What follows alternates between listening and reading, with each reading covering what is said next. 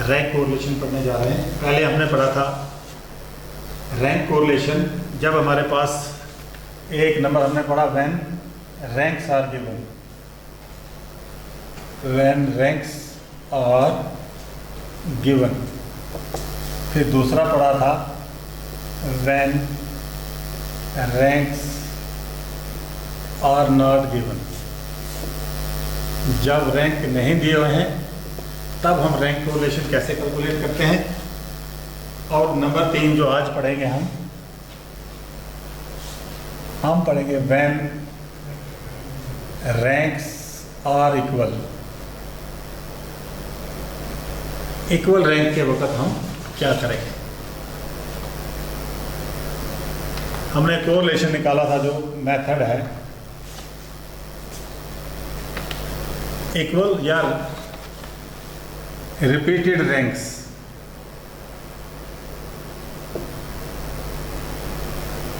ये भी हम एक एग्जांपल से समझने की कोशिश करेंगे।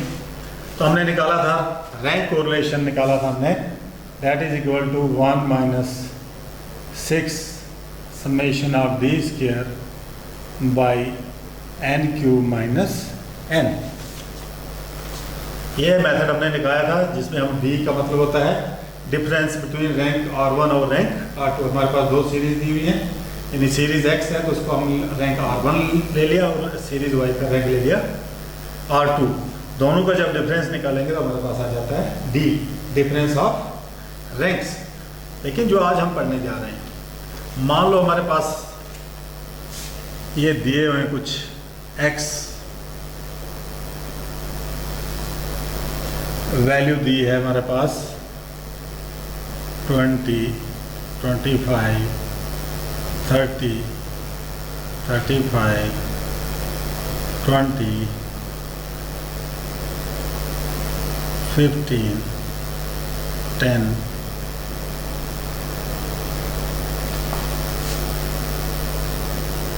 5।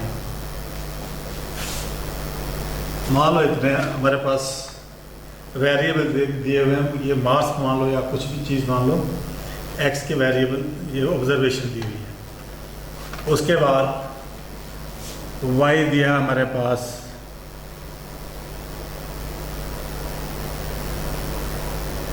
40, 45, 35, 40, 50, 55, 30, 20।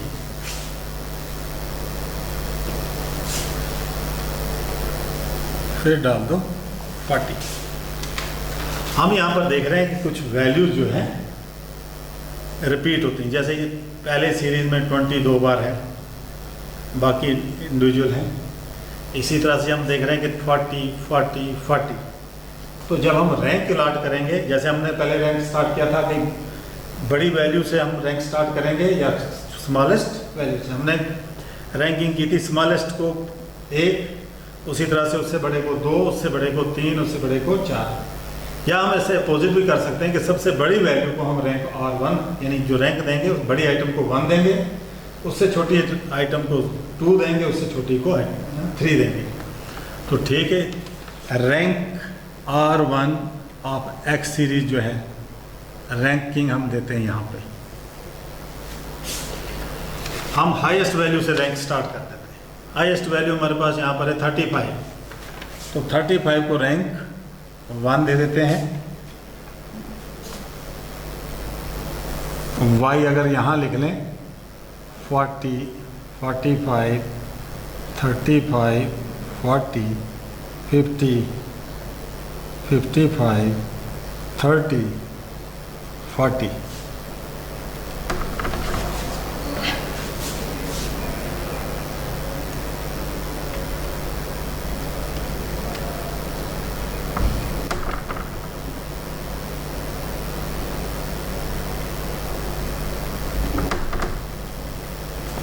ये लिख लेंगे हम R1, Y इधर ले आएंगे 40, 45, 35, 40, 50, 55, 30, 40।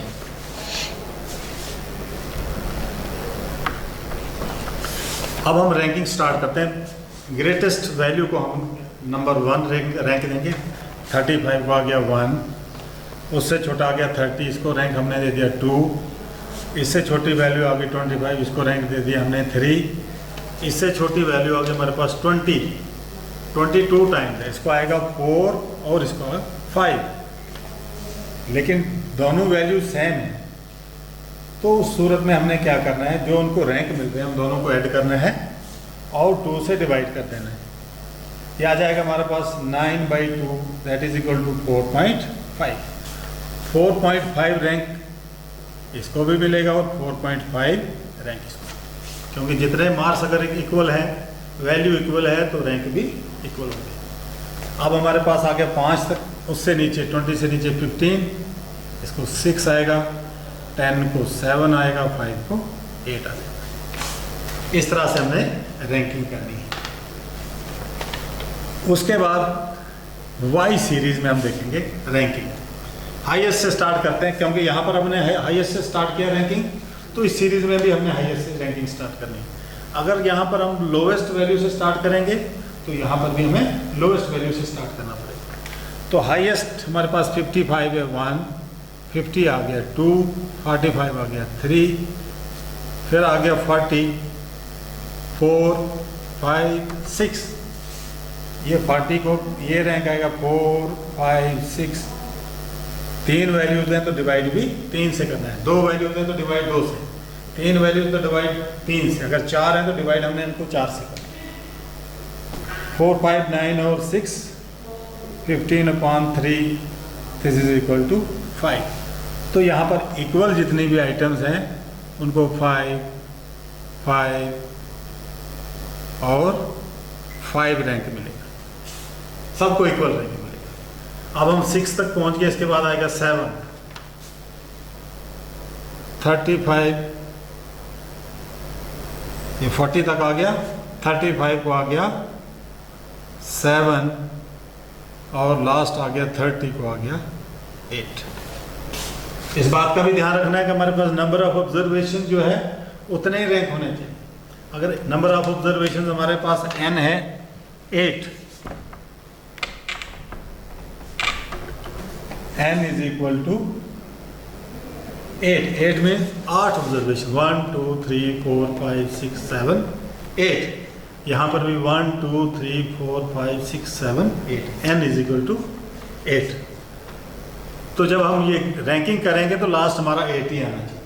अगर 9 आ जाएगा या 7 ही आ जाएगा तो हमारा क्वेश्चन जो है गलत हो जाएगा। अब हमने निकालना है, ये आ गया R2। अब निकालना हमने D is equal to R1 minus R2। 4.5 minus 5 ये आएगा minus 0.5। 3 minus 3 is equal to 0। 2 minus 7 is equal to minus 5। 1 minus 5 is equal to 4।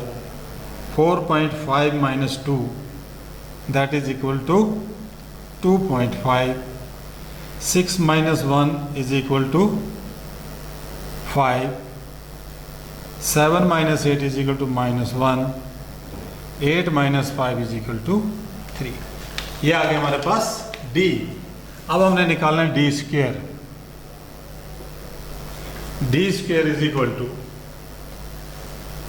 इसका स्क्वायर जब हम करेंगे ये आ जाएगा 2.5। इसी तरह से इसका स्क्वायर आ जाएगा 0, इसका आएगा 25, इसका आ जाएगा 16। 2.5 का आ जाएगा 6.25, ये 25, 1, 9। अब हमने निकाला समेशन ऑफ D स्क्वायर। इसका सम कितना आएगा हमारे पास,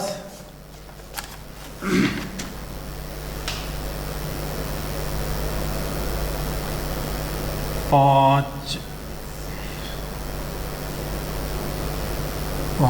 2, 5 का 5, 5.27, 224, कहाँ कर रहा हूँ मैं, 2 और 5, 7, 6, 13, 6, 19, 2, 19 और 5, 10, 35, 35, 6, 41, 57, 82, 2, 84, 84.75। डी स्केयर आ गया हमारे पास 84.75। लेकिन हमने जो किया था सिंपल मेथड से किया था, इसमें क्या होगा, एक एडजस्टमेंट फैक्टर हमें करना पड़ता है, एडजस्टमेंट फैक्टर, जिसको निकालते हैं mn का cube minus m1 upon 12। m1 आ गया number of items repeated in the, या number of ranks repeated in the series, के कितने रैंक ऐसे जो रिपीट हुए। हमारे पास एक 20 है और दूसरा 40। 20 जो 2 बार रिपीट हुआ है, 30 जो 3 बार रिपीट हुआ है। तो इसलिए हमारे पास m1 आ गया 2 टाइम्स, m3 आ गया, m2 आ गया हमारे पास 3 टाइम्स। यानी रिपीटेड रैंक जो है पहली सीरीज में एक ही है, जिसको हमने बता दिया m1, वो 2 बार है। इसी तरह से सेकंड सीरीज में जो दूसरा रिपीटेड आइटम है वो कितनी बार रिपीट होती है, 3 बार। तो इसको हमने m1 को m2 लिख लिया 3।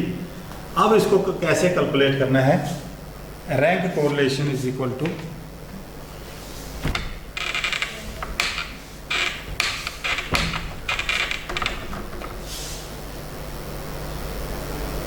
One minus 6 summation of D square plus m1 का cube minus m1 upon 12 plus m2 का cube minus m2 upon 12 plus dash dash dash whole divided by n cube minus n। ये adjustment factor है जो हमने इस difference में add करके solve करके, तो हमारे पास इन केस आप जब इक्वल रैंक्स हैं उस वक्त हमें उसको कोएफिशिएंट ऑफ रैंक कोरिलेशन निकाल सकते हैं। अब हमारे पास m1 पहला रैंक जो है 20 कितनी बार रिपीट हो रहा है, 2 बार, तो m1 आ गया हमारे पास 2। इसी तरह से दूसरा रैंक 40 जो है ये 3 बार रिपीट हो गया, तो m2 हमारे पास हो गया 3। तो कैसे अब इसको कैलकुलेट करेंगे, rank correlation that is equal to 1 minus 6 summation of D square 84.75 plus m1 आ गया हमारे पास 2 का cube minus 2 upon 12 plus m2 हमारे पास है 3 का क्यूब माइनस 3 अपॉन 12। इस तरह से इसको हमने कैलकुलेट करना है अपॉन n क्यूब, n आपके पास 8 है, 8 का cube minus 8, that is equal to 1 minus 6 into 84.75 plus 2 का क्यूब होता है 8 माइनस 2 अपॉन 12 प्लस 3 का क्यूब होता है 9 minus 3 upon 12 whole divided by 8 का क्यूब होता है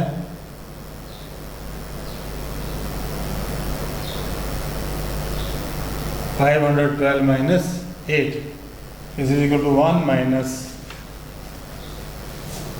6 इंटू 84.75 प्लस 8 माइनस 2 हो गया 6 अपॉन 12 प्लस 9 माइनस 3 हो गया 6 अपॉन 12 होल डिवाइडेड बाई 512 में आप निकाल देंगे तो 504, that is equal to 1 minus 6 into ये आ जाएगा 84.75, 1/2 और 1/2 आ जाएगा, प्लस 1/2 हो गया 0.5 plus 0.5 upon 504, that is equal to 1 minus 6 multiplied by, अगर हम इसको ऐड करेंगे तो हमारे पास आ जाएगा ये 5.10 85.75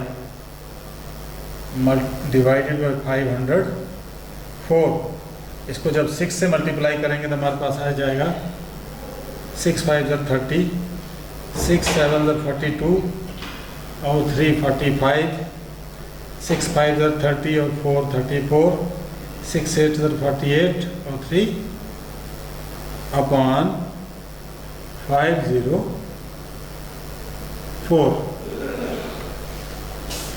इसको डिवाइड करके आप लोग फिर इसमें से इसको हमने निकालना 1 माइनस, इसको कर देंगे, ये आपके पास आ जाएगा 1.0 कुछ, ये हमारे पास आ जाएगा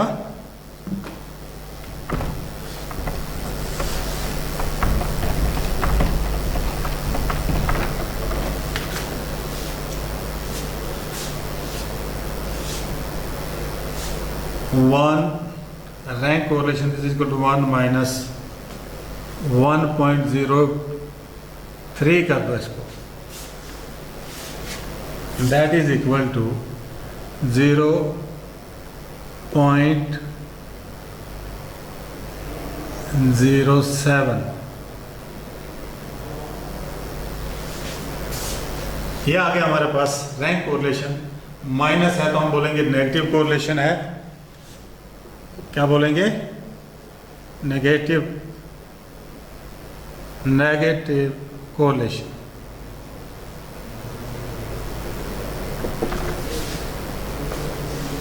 प्लस होगा तो पॉजिटिव कोरिलेशन। कम है, बहुत कम है, हम बोलेंगे लो नेगेटिव कोरिलेशन है। ज्यादा होगा तो हाई कोरिलेशन बोलेंगे, कम है तो लो कोरिलेशन है या लिमिटेड कोरिलेशन है। तो ये था आपको कि रैंक कोरिलेशन आप जब रैंक्स दिए हुए हैं कैसे कैलकुलेट करते हो, जब रैंक्स नहीं दिए हैं तो आपने रैंक खुद देने हैं, फिर रैंक कोरिलेशन निकालना है। और तीसरा मेथड आ गया कि जब रैंक रिपीट होते हैं तो उस वक्त कैसे क्या रैंक कोरिलेशन निकालना है। तो ये जो मैंने आपको फार्मूला बताया इसको आपने याद रखना, अगर ऐसा क्वेश्चन आए तो आप एग्जाम में आराम से और आसानी से कर सकते हैं। उसके बाद आ जाते हैं इसके कुछ मेरिट्स और डिमेरिट्स।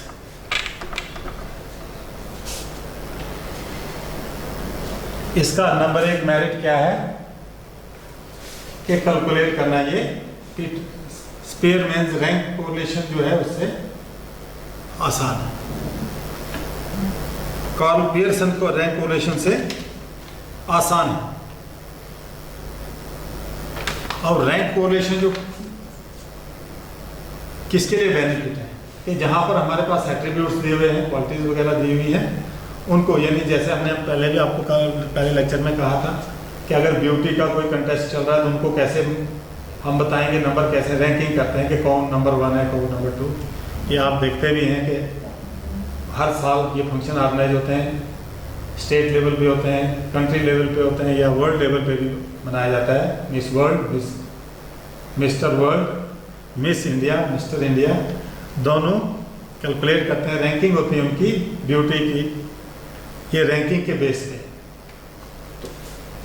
और बाकी इसका लास्ट डिमेरिट क्या है कि आपको पता है कि ये छोटे से डाटा के लिए इसको हम इस्तेमाल कर सकते हैं। अगर हमारे पास ऑब्जर्वेशन 20 से ज़्यादा हो जाएंगे ना तो हमारी कैलकुलेशन बड़ी कॉम्प्लिकेटेड हो जाएगी, उससे ऊपर ये कॉम्प्लिकेशन स्टार्ट हो जाती है। 20 से कम ऑब्जर्वेशन n होगा हमारे पास, तब जाके ये सूटेबल मेथड है। अदरवाइज ना ये सिर्फ एट्रीब्यूट को स्टडी करता है, क्वालिटी को स्टडी करता है, क्वांटिटेटिवली ये कोई भी रैंकिंग वगैरह उतनी बेनिफिशियल नहीं है, ये इसका लॉस है। तो इसके साथ आपका ये जो टॉपिक है कोरिलेशन खत्म होता है। कोरिलेशन में हमने और भी बहुत सारी चीज़ें पढ़ी थी, वो सारा आप अच्छी तरह से देख लेंगे। जहाँ समझ नहीं आया मैंने आपको फ़ोन नंबर भी दिया था अपना कि मुझसे कांटेक्ट कर सकते हो आप लोग।